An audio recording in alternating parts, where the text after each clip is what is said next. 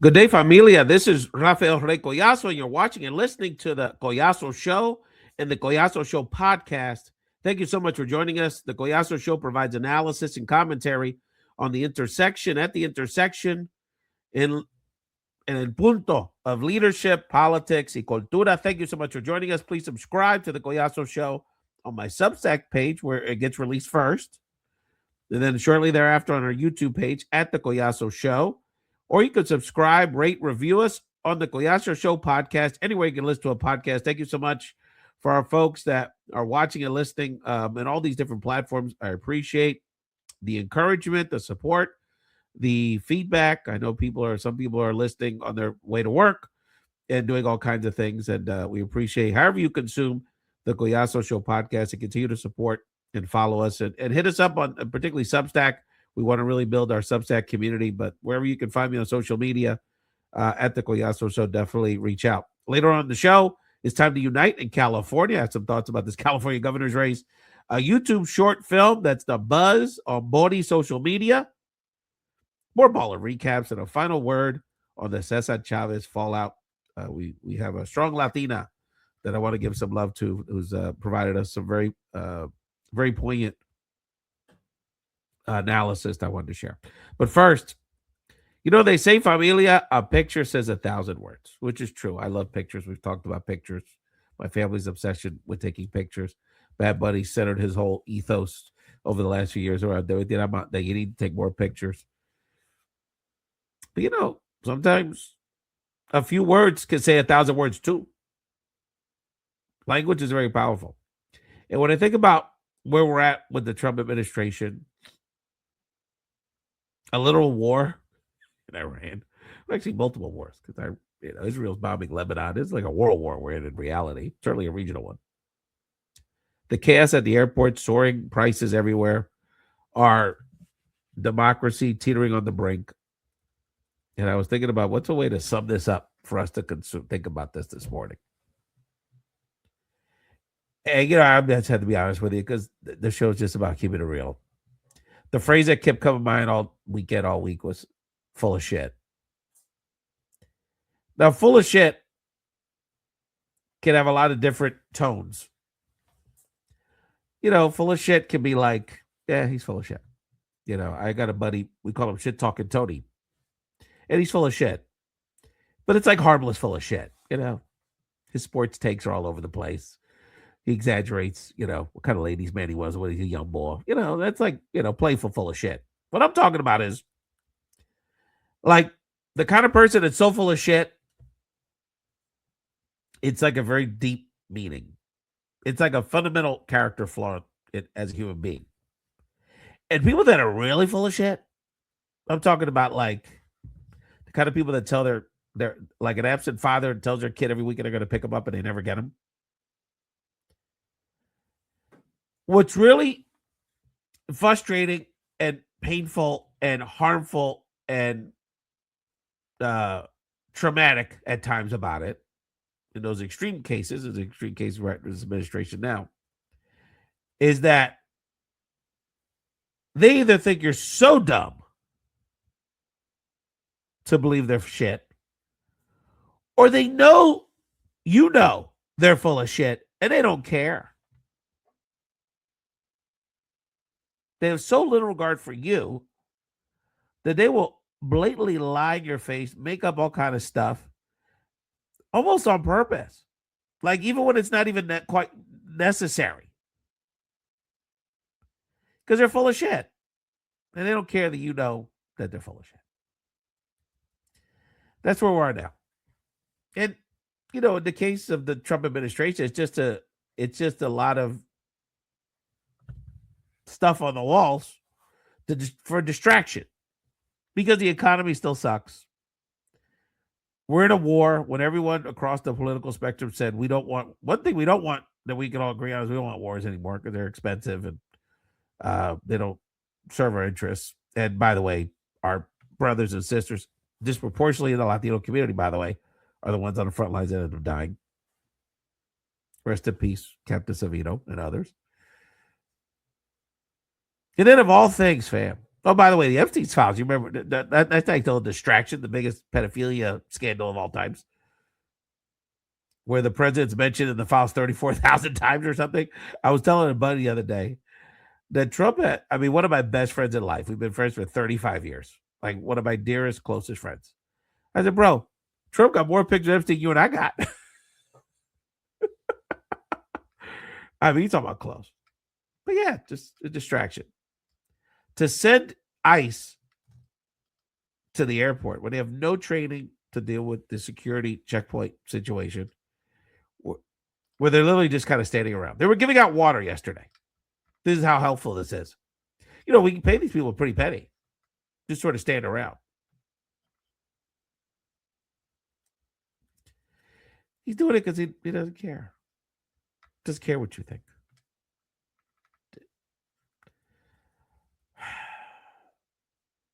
Yeah, could you imagine dealing with such a serious situation like the war in Iran right now?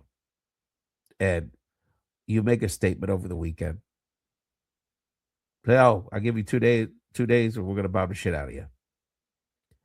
And then, like nothing, you just back off. Say, oh, we're talking to them, and, we're going to give it 5 more days because it's going so well. Then Iran immediately says, he's full of shit. We ain't even talking like that. We don't got no deal on the table. And y'all going to be paying about $5 a gallon pretty soon, if you're not already. And what is this all for? What are the Democrats blocking and not supporting with this one piece of our budget, our federal budget? Because we passed 95% of the rest of it already in a bipartisan way. So this one portion of the Homeland Security would not be funded. Democrats simply want ICE agents to act in a legal manner. Can I just repeat that, fam? We just want some guardrails, some formalized or reforming some processes in place where ICE doesn't break the law on a regular basis.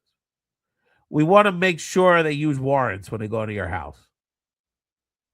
We want to make sure they don't have masks on, body cameras. I mean, that's the minimum of it. Oh yeah, by the way, don't deport people that have legal status and U.S. citizens, which they've done and they're trying to do. Doesn't even get to the fact that we're torturing tens of thousands of people every day in terms of hundreds of children, if not thousands of children in these concentration camps. And the excuse he's giving why he's not going to sign or make a deal, because the Republicans in the Senate are like, fuck it, that's fine. Let's just move on. They're willing to cut a deal. But the president's like, no, you have to, but first you have to pass the SAVE Act, which is simply a mechanism to basically destroy our democracy. To only have a very limited amount of people that have passports, that have the financial means to get their documents together, to have the time to do all this, to re-register essentially, which will disproportionately impact women, poor people, people of color, so that they can stay in power. Because the only thing they have left is cheating. Because they're full of shit. And you know it. I know it. Everybody knows it. Look at these election results. Yesterday, breaking news in Florida. Literally in the State House district where Mar-a-Lago sits, the center of MAGA-ism, the literal capital. Democrat Emily Gregory wins the State House special election in that district in South Florida. And there was another state Senate race in another part of the state that was a very red area that a Democrat won yesterday. Their political coalition has collapsed. Familia, I know this is a very overwhelming situation. And I know many of us are going through mental, a lot of pain over this whole thing. But I just want to share with you that we can't let them win. And one of the reasons we can't let them win is our collective power, they know they can't stop us. I was talking to someone the other day about kind of the power of Latino culture in this country and the power of the Latino community in the context of Bad Bunny's performance, in the context of the incredible success of the World Baseball Classic, which of course people are not giving enough credit to just the Latino. That speaks to the power of the Latino market. Oh, no. The economic buying power, everything we got going on. And the reality of the situation is, even if they achieve their stated goal from a deportation perspective, let's say they deport 3 to 5 million of us in the next few years. Now, that, as horrific as that would be, and that would be absolutely horrific, tens of thousands of people would die in that process. We've already had hundreds of people die in these detention centers, and it would be absolutely horrific. They're still not going to stop the Latino community. There'll still be 60 million of us here. So we're not going to stop. We ain't going nowhere because we're home. So let's, not just Latinos, but let's just use our collective power. The vast majority of us, they're just so tired of all this nonsense. Regardless of where you started in this journey with him, 2/3 of us are just done with it. So let's take collective action, because when we work together, they can't stop us. This is the reality of it. We're letting them do this to us. Just look at the faces of these ICE agents. There's not enough white people to fill all those jobs. Look at the diversity within the workforce of those. Now that their masks are off.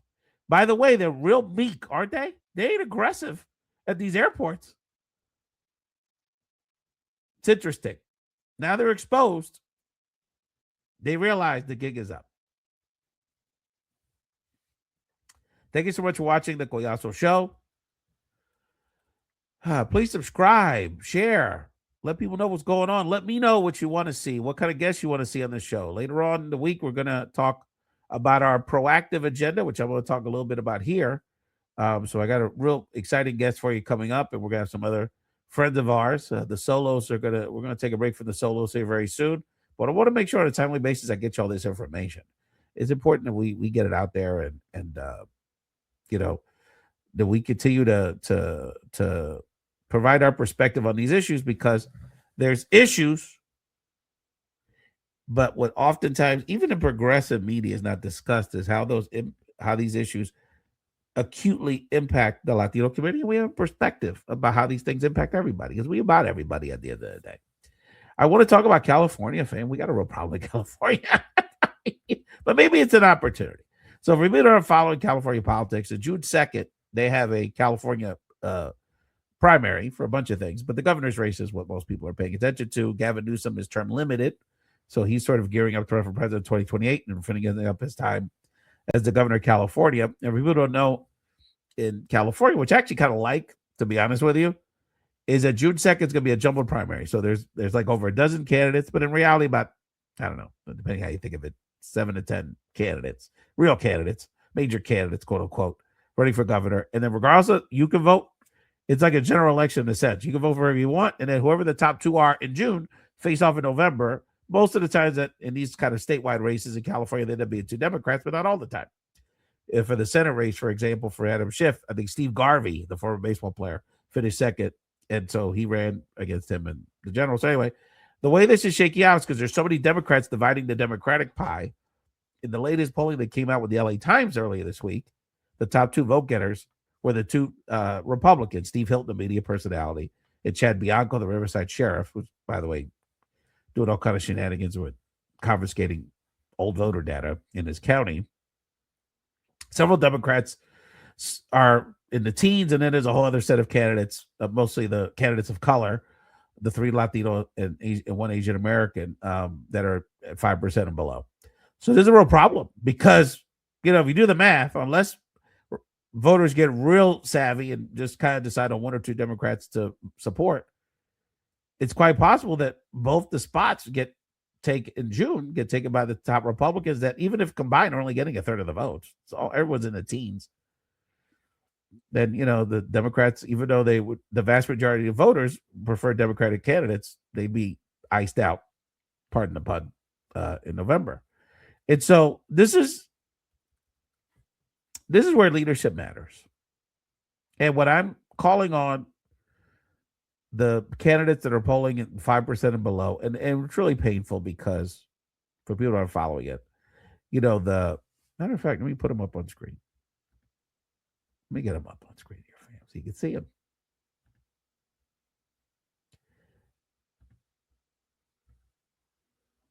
This is the crew here.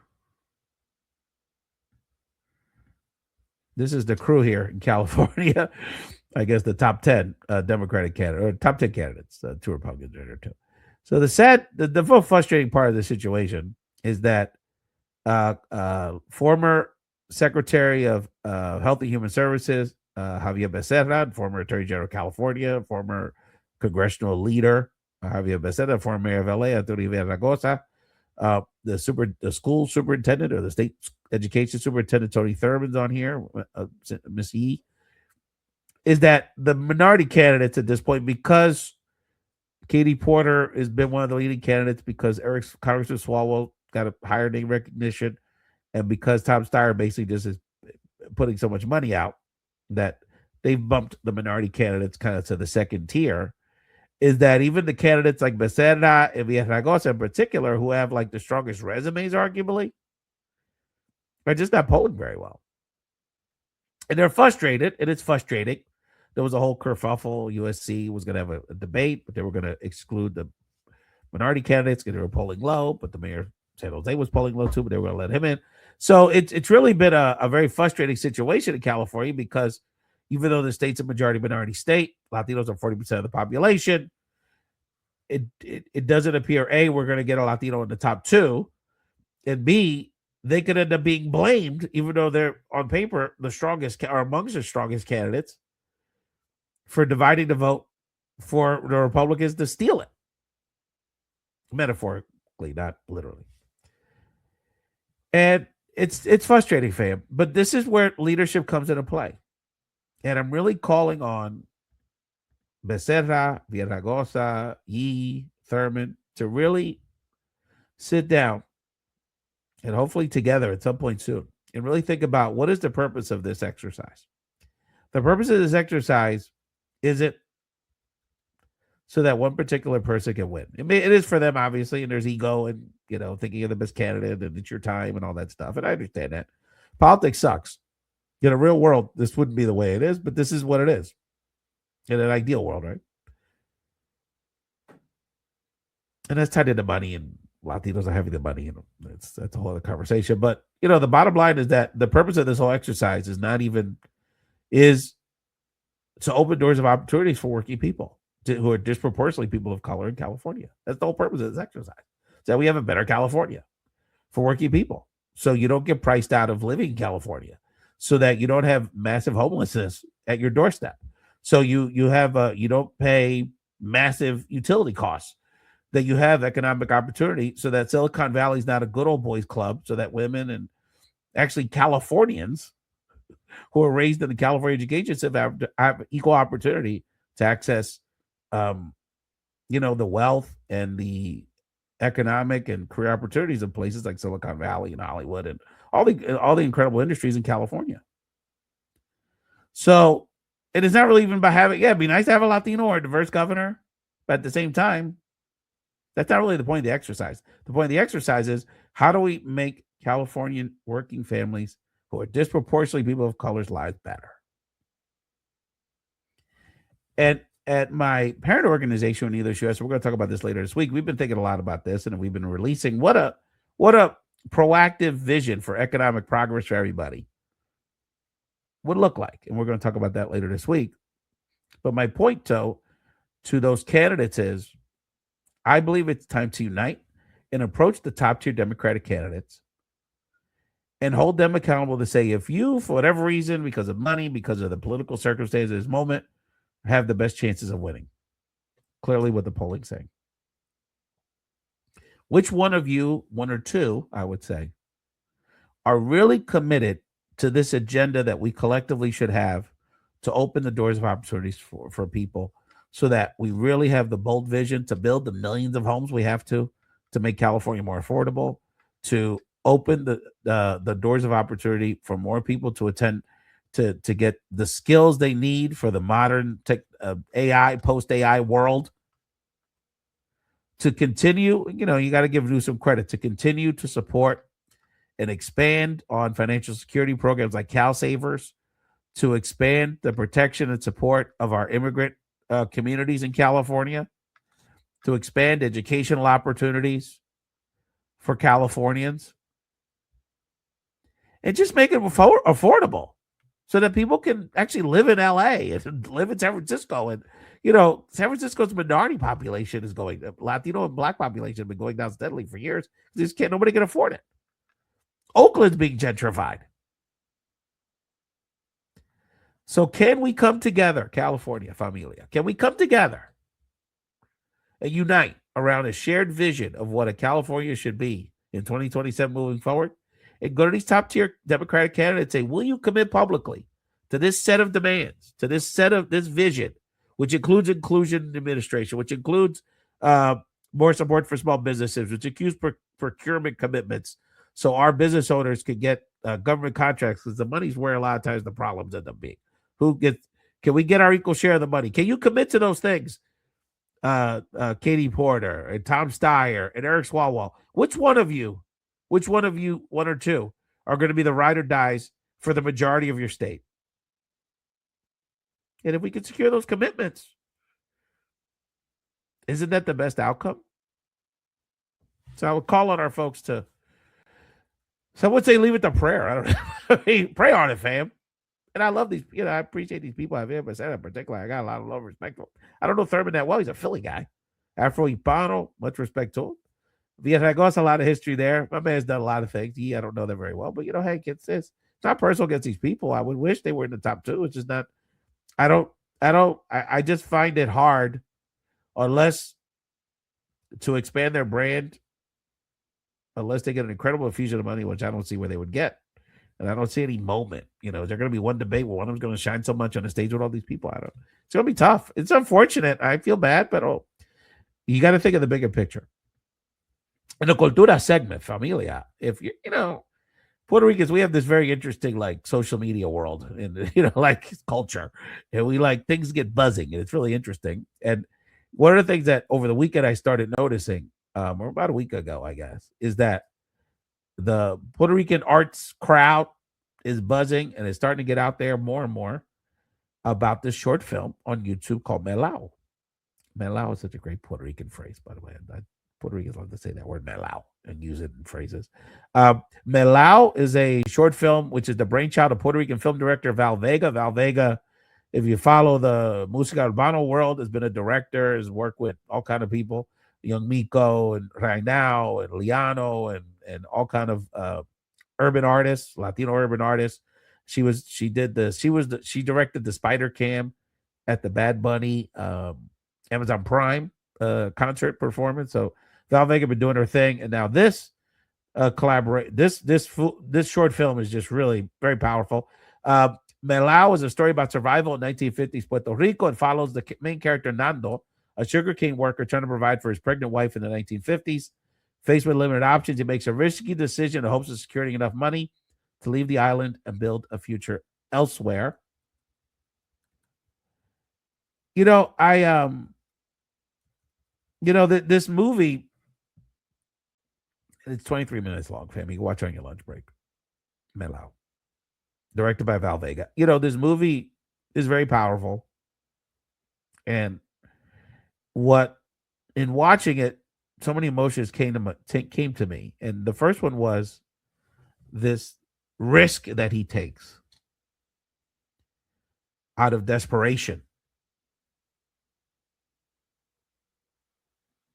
Is it those risks that our people took to leave the island, to try to have a better life in the United States? That's such a centerpiece of our family's histories.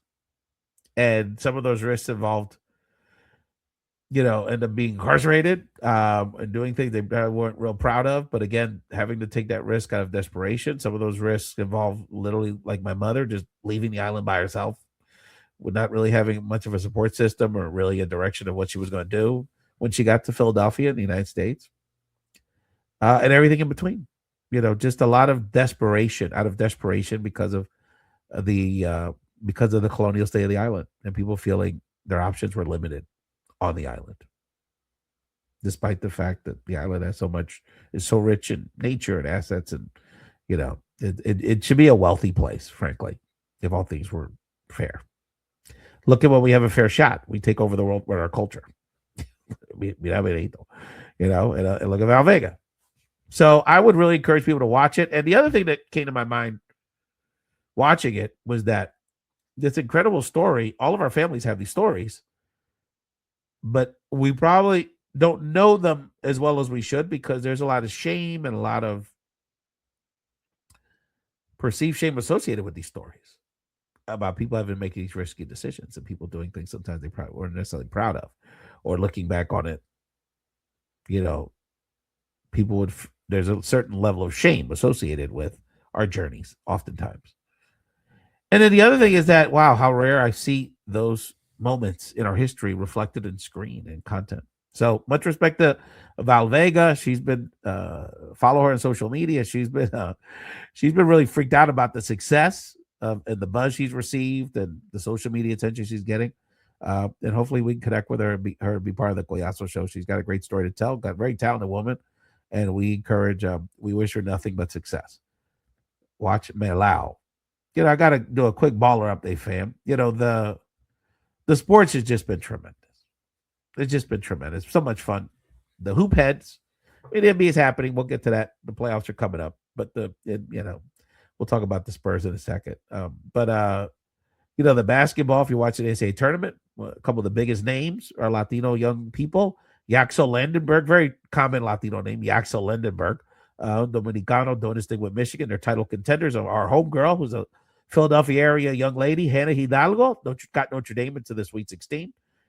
Kareem Lopez, by the way, talk about NBA. Mexican kid. He's the Mexican Cooper Flag. He plays, I think, in the Australian League or something. But he's going to be in the NBA draft. He declared. Big moment for the Ballers. Got to give a shout out. This Mexican-American kid has been one of the great characters of college sports the last few years. The center for the St. Louis Billikens, Robbie Avila. He's got a look. This kid, they call him Milk Chamberlain, College Jokic, Kareem Abdul-Jabbar, because he doesn't look like much, but the kid is a very skilled big man. A lot of fun. Finished his college career over the weekend. The college wrestling was fantastic. Shout out to, there was a lot of great stories. Cesar Alvad, my kid for Columbia University, Brazilian kid, finished a third in his weight class. Oklahoma State, a lot of great Latinos did their thing with the wrestling, both male and female. But I want to shout out, there's one kid, there's one family, Oklahoma State, Sergio Vega from Tucson, Arizona. First undefeated freshman national champion in almost 80 years in college wrestling. Incredible performance. It was so wonderful to see the story of him and his family. And his father was a former college wrestler. He's been coaching him since he was a little kid. And the moment the Vega family had at the National Wrestling Championships was very inspiring. Shout out to the crazy Hispanic fans in San Antonio. If people didn't see it, there was a woman, a white lady that was caught texting on her phone. Wow, there's a lot of crazy Hispanic fans here at the Spurs game. How do they afford these good seats? As if Latinos in San Antonio are all like destitute. We are the driving force of one of America's great cities, San Antonio, Texas. What do you think? And, so this crazy Hispanic fan commentary, the Spurs Nation sort of flipped it on his head. And there was a game the other day where a bunch of Latino fans, well, they always go, but they wore their crazy Hispanic fan merch, paraphernalia, sort of clowning and trolling this lady who made a very, bigoted comment on her phone. So if you know what, San Antonio, you know what the San Antonio Spurs mean to that great community, and especially, really that franchise really put the city of San Antonio on the map in this country many years ago, decades ago. And, it's really a centerpiece of culture and family, especially for the Latino community of San Antonio. So much respect to our Spurs fans. Hashtag por vida. And the last thing, I got a shout out in the boxing world. Lester Martinez won the WBC super middleweight title. Why that's so significant is that Lester Martinez, believe it or not, is the first ever Guatemalan world boxing champion. And oftentimes, obviously, I touch on the excellence and the accomplishments of Puerto Ricans and other Latinos. But, let's give it real. The Guatemalans and some of these Central American and even smaller South American countries don't get as much love. And if you know boxing, you know kind of the science, the politics, and the economics of the boxing game, for someone even from any of the Central American countries, much less Guatemala, to get to the point where to get an opportunity to be a champion. He didn't get a shot. He was 30 years old, this guy. but perseverance, hard work to become the first Guatemalan world boxing champion is an incredible accomplishment. Much respect to our guy, Lester Martinez. And I wanted to give a final thought. And, we got to let the final thought go. Continue to think about this whole Cesar Chavez debacle. I wanted to give Latinas the final word today. And that's one of the things that